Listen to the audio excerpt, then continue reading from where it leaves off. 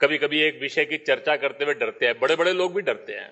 जनसंख्या का चरित्र, डेमोग्राफी बदलती है तो राष्ट्रों के भाग्य बदलते हैं।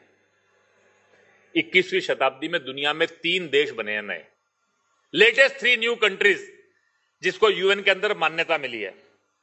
तीनों देश दुनिया के अलग अलग महाद्वीपों में हैं, लेकिन तीनों की कहानी एक ही है। एक इंडोनेशिया से अलग होकर ईस्ट तिमोर बना, एक सर्बिया से अलग होकर कोसोवा बना, और तीसरा सूडान के 2 हिस्से होकर एक साउथ सूडान बना। अरेबियन मेजोरिटी का मुस्लिम कंट्री सूडान, उसके 2 हिस्से हो गए। क्यों? क्योंकि सदर्न सूडान जो है 60 साल के अंदर कन्वर्जन बढ़ते बढ़ते that become a Christian majority area. Indonesia का एक हिस्सा ईस्ट तिमोर, उसमें 90% क्रिश्चियन हो गए, वो ईस्ट तिमोर अलग हो गया।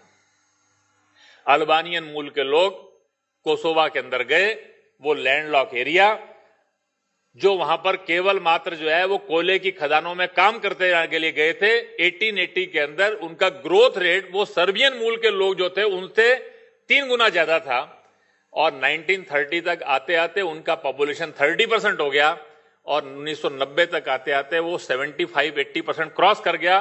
कोसोवा अलग देश बन गया। ये तीनों देशों की एक ही कहानी है कि उस देश के रहने वाले जो मूल लोग थे वो माइनॉरिटी में चले गए, दूसरे लोग बढ़ गए। हम इस जनसंख्या के चरित्र के बारे में जागरूक है क्या? 1881 में भारत का पहला सेंसस हुआ था, वो अविभाजित भारत, पाकिस्तान, बांग्लादेश सब मिलाकर। भारतीय मूल के मतपंथ जो थे, इंडियन ओरिजिन के जो अपने रिलीजन्स थे, उनके मानने वालों की संख्या 80% थी। अगर आज 130 इयर्स के बाद आप 2011 का सेंसस देखेंगे तो इस भारत, पाकिस्तान, बांग्लादेश के एरिया के अंदर भारतीय के मूल के मतपंथ 64% हो गए।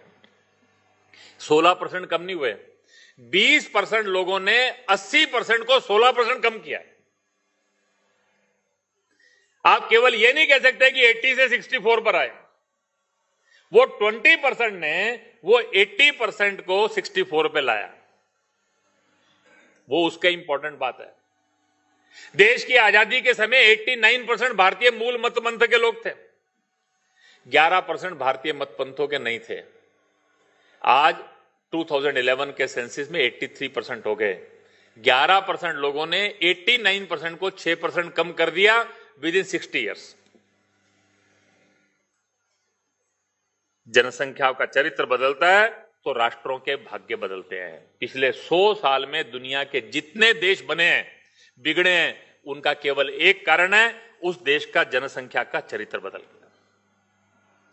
देश की आजादी के बाद एक इंटीग्रेटेड नेशन के रूप में हम खड़े नहीं हो पाए। अंग्रेजों ने इस देश के अंदर बहुत सारे कॉन्ट्राडिक्शंस खड़े किए थे। आर्य बाहर से आए, आर्य द्रविड़, आदिवासी, मंगोलाइट्स,